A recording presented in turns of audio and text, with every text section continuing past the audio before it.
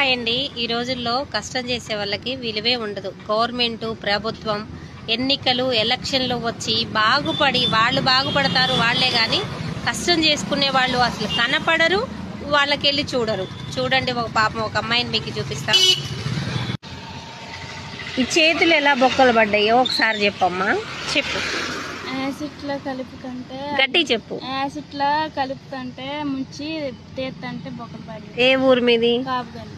ఏం పని చేస్తావు? ఇదే సిమెంట్ పని. చూడండి ఎలా బొక్కలు పడ్డాయో. ఈ పాప చూడు, చిన్న వయసులోనే. పిల్లలు ఎంతమంది?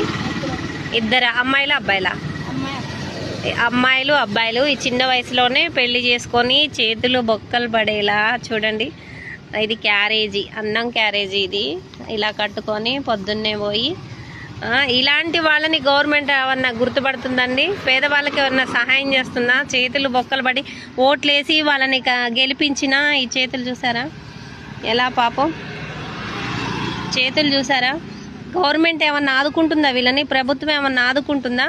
ఆదుకోవట్లేదు కదా. ఓట్లేసి గెలిపించిన తర్వాత వాళ్ళ గొప్పతనం పేరుకే.